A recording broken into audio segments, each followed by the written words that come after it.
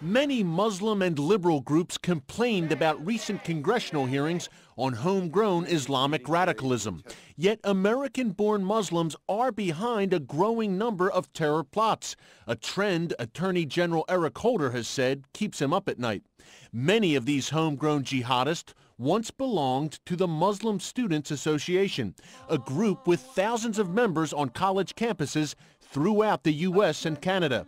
The MSA bills itself as a resource and support group, a place where Muslim students can network and help grow the association. Terrorism expert Patrick Poole, however, says his investigation of the MSA shows it's being used for another purpose. The Muslim Student Association has been a virtual terror factory.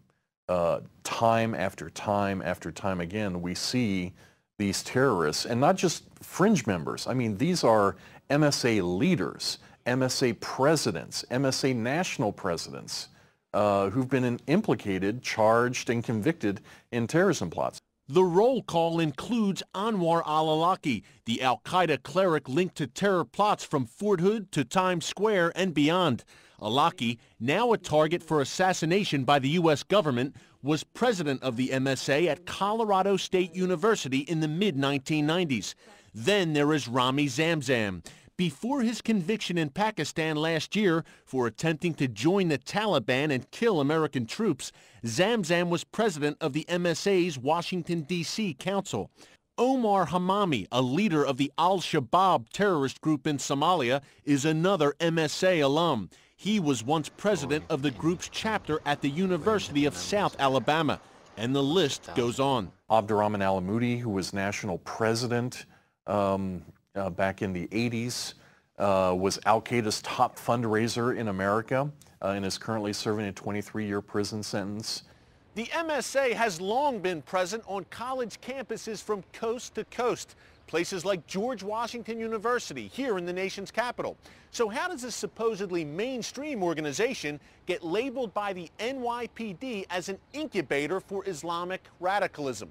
One former FBI special agent told us it can be traced back to the MSA's roots in the Muslim Brotherhood, a global jihadist movement that seeks to establish Islamic Sharia law in America and around the world. The MSA serves as a recruitment tool to bring Muslims into the Brotherhood, which was its original purpose. John Guandalo worked on several major terrorism cases for the FBI. He calls the MSA the focal point for the Muslim Brotherhood in America. Their goal, both from their senior leaders, the presidents of MSAs around the country, national leadership, is to implement Islamic government here in the United States. And they say that. Founded in 1963 at the University of Illinois at Champaign-Urbana, the MSA quickly spread to other campuses in the Midwest. There were really three leaders, three Iraqi guys, Jamal Barzinji, Ahmed Tatanji, and Hisham al-Talib, who really set it up, who are known identified Muslim Brotherhood leaders. And from there, MSA became kind of the mothership of all the Muslim Brotherhood front groups. In 2004, the FBI uncovered an internal Muslim Brotherhood document in which a leader identified the MSA as one of, quote, our organizations and the organizations of our friends.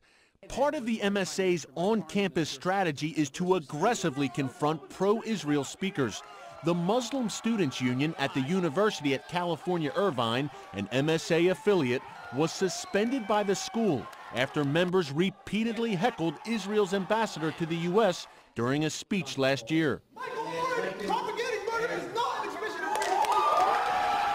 Another MSA member endorsed genocide against Jews during an exchange with conservative commentator David Horowitz. I'm a Jew. The head of Hezbollah has said that he hopes that we will gather in Israel so he doesn't have to hunt us down globally. For it or against it? For it. Thank you. Thank you for coming and showing everybody what's here. The MSA's national body did not respond to CBN's request for comment on this story, and the organization has not officially addressed the pattern of terrorism arrests involving its former members. Eric Stakelbeck, CBN News, Washington. And yet another in a series of alarming reports from Eric Stakelbeck that you're not going to see elsewhere. And I hope you're waking up to the dangers that we face in the world today, because their target is not just wiping Israel off the map. Their target, as clearly expressed, is complete genocide, that there shouldn't be any Jews left on the planet. The head of the spiritual head of the Muslim Brotherhood stood up in a square in Cairo and called for the retaking of Jerusalem. On his television show, he called that it's okay to kill, to murder an Israeli woman who's pregnant because you're killing a future soldier. That's the kind of rhetoric coming out of the Muslim Brotherhood. And then on top of it, you see the facts that since Iraq was liberated, there's been more violence against Christians in the past year than in the previous 30. When you see the Coptic Church in Egypt raising alarms over what the Muslim Brotherhood is planning in the new elections, we need to wake up to this. We need to pay attention to it and understand what we face, and pay attention to what they say. They're telling us very clearly what they intend to do.